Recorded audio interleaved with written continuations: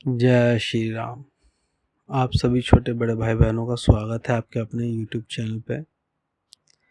और आज हम बात करेंगे कुंडली शक्ति कैसे जागृत करें।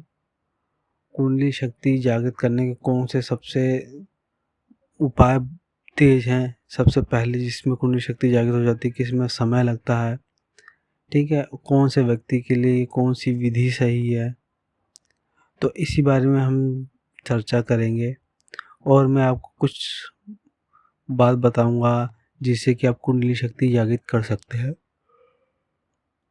देखिए, कुंडली शक्ति जागृत करने के कई तरीके हैं। कोई लोग शक्तिपात के द्वारा करते हैं, कोई मंत्र के द्वारा, कोई तंत्र के द्वारा, कोई शक्ति के द्वारा करते हैं, कोई योग के माध्यम से करते हैं, कोई त्राटक के माध्यम से करते हैं। तो कई लोग हैं, कई तरीके से जागृत की जाती है कुंडली शक्ति। तो देखिए, कुंडलिनी शक्ति जागृत करने का सबसे जल्दी जो प्रोसेस होता है वो गुरु के माध्यम से होता है। जब भी गुरु अपने शिष्य को गुरु मंत्र देता है, उस समय वह चाहे शक्तिपात के द्वारा अपने शिष्य की कुंडली शक्ति जागृत कर सकता है। पर अधिकतर आप लोगों ने देखा होगा कि गुरु अपने शिष्य की कुंडली शक्ति जागृत नहीं करते हैं। इसके पीछे भी एक रीज़न होता है। देखिए, जब आप लाइसेंस बनवाने जाते हैं तो वहाँ आपको टेस्ट देना पड़ता है।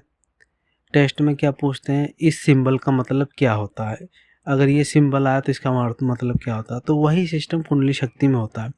कुंडली शक्ति में चीज़ें दिखती हैं, ये चीज़ दिखी तो इसका अर्थ ये होता है, ये चीज़ दिखी तो इसका अर्थ ये होता है। तो जब शिष्य शुरू से प्रैक्टिस करता है तो उसे चीज़ें समझ में आती हैं। ये चीज़ दिखा, उसे उसके साथ होगा, ठीक है, उसके साथ घटित होगा तो उसे मालूम चलेगा ये चीज़ दिखी तो इसका अर्थ ये है। अगर उसे समझ में नहीं आता है तो अपने गुरु से पूछता है, तो गुरु बताते हैं उसको ये चीज़ दिखी तो इसका मतलब ये होता है। किसी घर में ये चीज़ दिख रही है तो इसका मतलब ये होता है। किसी घर में ये चीज़ दिखी तो इसका मतलब भूत है घर में, कि पिशाच है, कि देवी है, कि देवता है, ये मतलब होता है। जब शिष्य को गुरु कुंडली शक्ति जागृत कर देते हैं तो वो ये सब चीज़ें नहीं जान पाता, तो उस चीज़ में शिष्य को दिक्कत हो जाती है। पहली बात तो उस पे उतनी ऊर्जा नहीं होती उसके शरीर में, ठीक है, उसे नॉलेज भी नहीं होती। तो आप लोगों ने देखा होगा कई गुरु अपने शिष्य की कुंडली शक्ति जागृत कर देते हैं। वो क्यों करते हैं? क्योंकि उन्होंने पहले से कोई गुरु मंत्र का जाप कर रखा होता है, उनके शरीर में उतनी ऊर्जा होती है, उतनी ऊर्जा होती है, तब वो गुरु अपने शिष्य की कुंडली शक्ति जागृत कर देते हैं। अगर जिसमें ऊर्जा नहीं है, अगर गुरु जागृत करेगा तो उसकी हालत खराब हो जाएगी, वो संभाल नहीं पाएगा, ठीक है, इसी वजह से नहीं की जाती है। और दूसरा तरीका तांत्रिक लोग करते हैं तंत्र के से। और एक तरीका होता है शक्ति के द्वारा, किसी के पास सिद्धि है तो उसके द्वारा भी आप लोग जागृत कर सकते हैं कुंडली शक्ति अपनी। और एक होता है योग के माध्यम से। अब बहुत ट्रेंड चला हुआ है विदेशों में भी, इंडिया में भी, कि लोग योग करते हैं कुंडली शक्ति जागृत करने के लिए। उसमें भी टाइम लगता है पर हो जाती है। और कुछ लोग देखा होगा आपने, ध्यान करते हैं बैठ के, त्राटक वगैरह करते हैं, उससे भी हो जाता है। तो देखिए, एक मैंने बताया ये गुरु के माध्यम से, और एक होता है तंत्र के माध्यम से। तो वो अघोरी वगैरह लोग जागृत करते हैं, वो सामान्य लोगों के बस की बात नहीं है, ठीक है। और मंत्र के माध्यम से मैं बताता हूँ, जो लोग घर गृहस्थी वाले हैं, जो लोग घर गृहस्थी वाले हैं, जिनके गुरु नहीं हैं, वो इस विधि से जागृत कर सकते हैं। देखिए, मंत्र कुंडली शक्ति जागृत करने के लिए कई मंत्र होते हैं।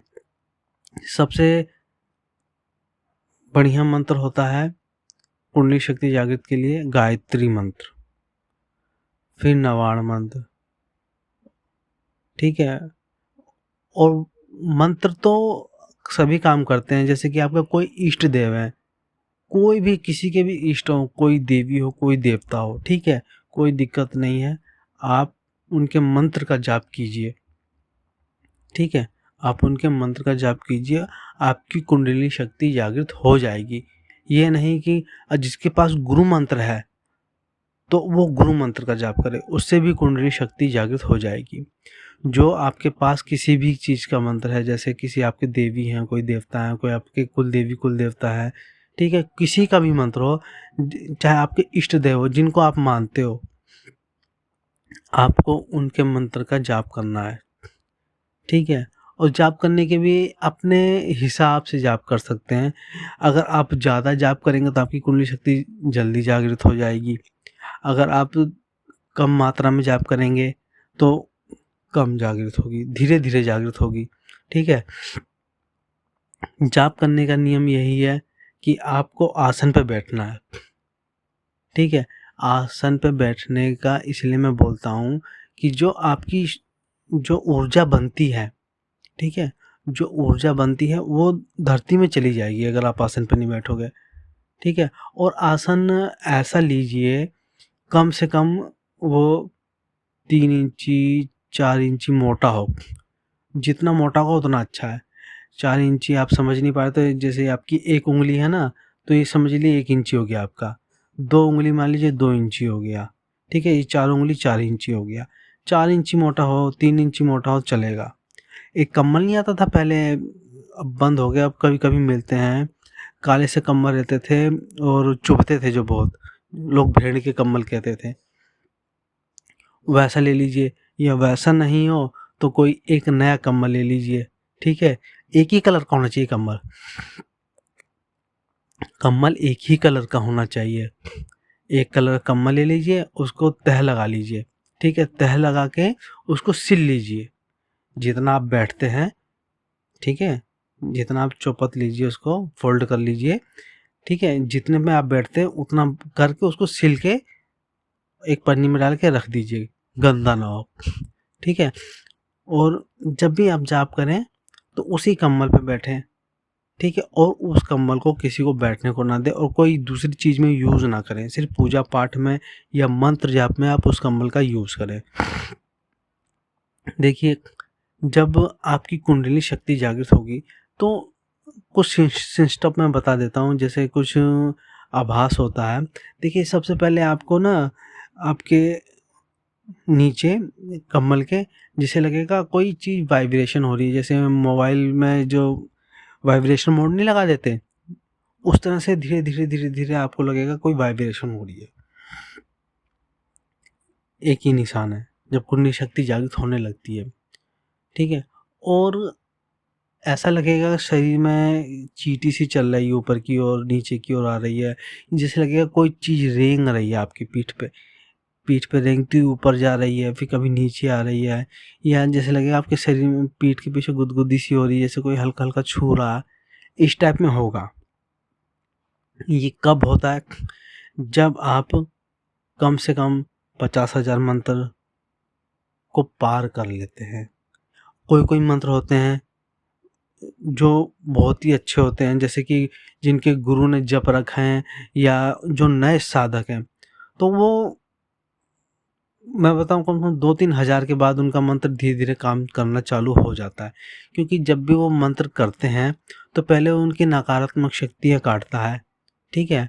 उनके जो अंदर का मैल है, जो भी गंदे विचार हैं, उनको काटेगा। जब भी आप मंत्र जाप करेंगे ना, आप देखना आपके मन में हमेशा गंदे ही ख्याल आएंगे, गंदे ख्याल आएंगे, गंदे विचार आएंगे, आपका ब्रह्मचर्य टूटेगा, ब्रह्मचर्य टूटेगा, ठीक है, नाइटफॉल कहते हैं जिसे, तो वो होगा।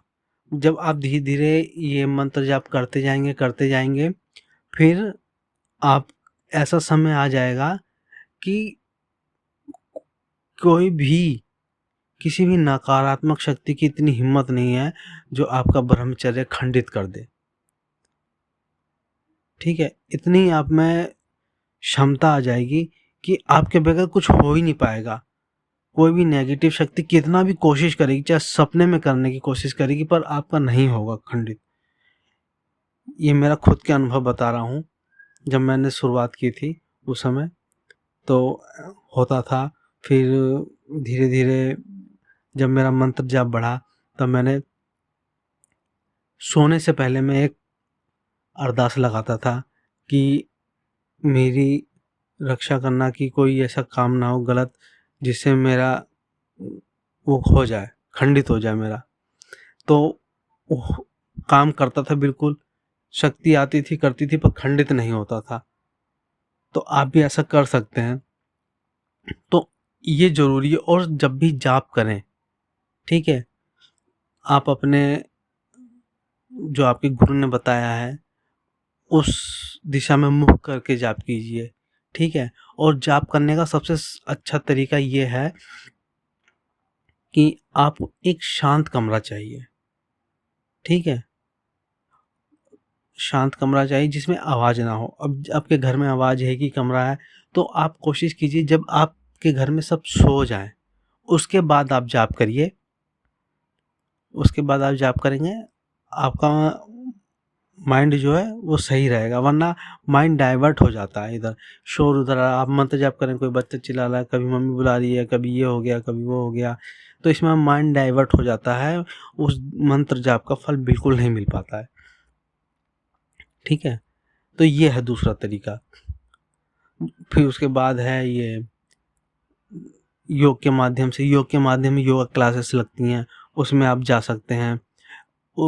फिर ये है क्या कहते हैं, त्राटक के द्वारा, ध्यान के माध्यम से, ठीक है। जो लोग ध्यान करते हैं, ध्यान में बैठ के अपने मन को शांत करके ओम का जाप करते हैं, अपनी कुंडली शक्ति पे, मतलब जहाँ तिलक लगाते हैं उस पे ध्यान देते हुए लोग ध्यान करते हैं। जब वह प्रक्रिया करते हैं तो उसमें पता क्या रहता है, उसमें एकदम शांत वातावरण चाहिए, बिल्कुल ज़रा से भी आवाज़ नहीं चाहिए। ज़रा से भी आवाज़ होती है ना तो वो ध्यान टूट जाता है।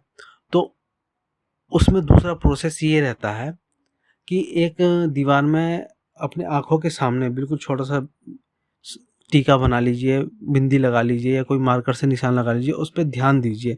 त्राटक कहते हैं जिसे। ध्यान दीजिए बिना पलक झपकाए। आप शुरुआत में तो नहीं कर पाएँगे, पर जैसे-जैसे धीरे-धीरे टाइम बढ़ेगा तो आपको ध्यान लगना चालू हो जाएगा और आपकी कुंडली शक्ति जागृत होने लगेगी। बाकी के तरीके हैं मंत्र, वो तंत्र से, वो तो अघोरी लोग करते हैं, और शक्ति के माध्यम से जिन पे सिद्धियाँ होती है वो करते हैं ये सब। तो जो भी आम व्यक्ति है, आम जनता है, उनके लिए ये है।